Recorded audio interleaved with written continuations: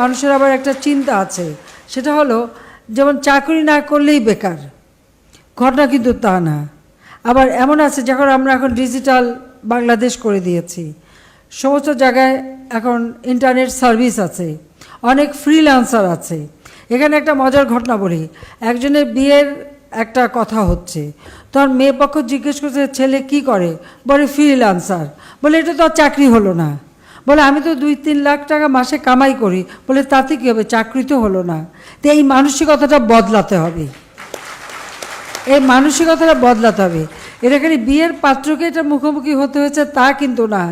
এক বাবা গেছে তার ছেলেকে স্কুলে ভর্তি করতে, তো স্কুলে জিজ্ঞেস করছে যে আপনার মেয়েকে যে ভর্তি করবো আপনার ইনকামটা কী।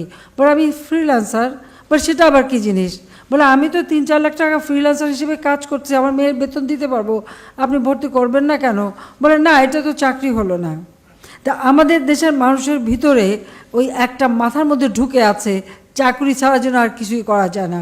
অথচ আমরা কিন্তু ট্রেনিং দিচ্ছি, লার্নিং অ্যান্ড আর্নিং, এই ট্রেনিং দেওয়া হচ্ছে, ভাষা শিক্ষা দিচ্ছি, যেন অনলাইনে কাজ করে এখন অনেক টাকা মানুষ কামাই করে ঘরে বসে, নিজের ঘরে বসে, ছেলে মেয়ে উভয়ই।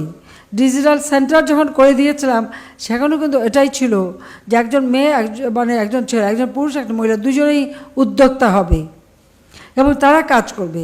কাজে আমাদের চিন্তার চেতনা পরিবর্তন আনতে হবে, আমরা নিজেরা করব, এই চিন্তাটা থাকতে হবে। এবং সেই জন্য যথাযথ প্রশিক্ষণ দিচ্ছি, শুধু যুব উন্নয়ন থেকেই নয়, আমাদের বিভিন্ন মন্ত্রণালয় থেকেও কিন্তু বিভিন্ন উদ্যোগ নেওয়া হচ্ছে এবং ট্রেনিং দেওয়া হচ্ছে। আমাদের প্রবাসী কল্যাণ থেকে দেওয়া হচ্ছে, লেবার মিনিস্ট্রি থেকে দেওয়া হচ্ছে, সমাজ কল্যাণ থেকে দেওয়া হচ্ছে, নারী শিশু মন্ত্রণালয় থেকে দেওয়া হচ্ছে, আমাদের শিক্ষা মন্ত্রণালয় থেকে দেওয়া হচ্ছে। ট্রেনিং কিন্তু আমরা প্রচুর দিচ্ছি। কাজে ট্রেনিং নিয়ে নিজের পায়ে দাঁড়ানো, সেই সাথে সাথে আমরা ঋণের ব্যবস্থা, বিনা জামানতেও ঋণের ব্যবস্থা দেওয়া হচ্ছে। প্রবাসী কল্যাণ ব্যাংক থেকে ঋণ দেওয়া হয়, যারা বিদেশে যেতে চান তাদেরকে, ঘর বাড়ি বিক্রি করে না, সেখান থেকে ঋণ নিয়ে বিদেশে যেতে পারে এবং সেখানে এমনকি বিনা জামানতেও ঋণ দেওয়া হয়। আমরা কর্মসংস্থান ব্যাংক থেকে দিচ্ছি।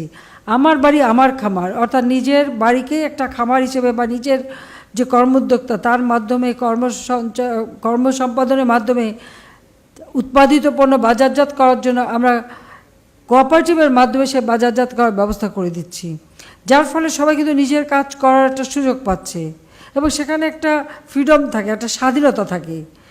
আমরা সেই সাথে সাথে আমাদের যুবকদের যেমন কম্পিউটার ট্রেনিংয়ের সাথে সাথে এবং অন্যান্য বিষয়ে ট্রেনিংয়ের সাথে সাথে স্টার্ট আপ প্রোগ্রাম আমরা নিয়েছি।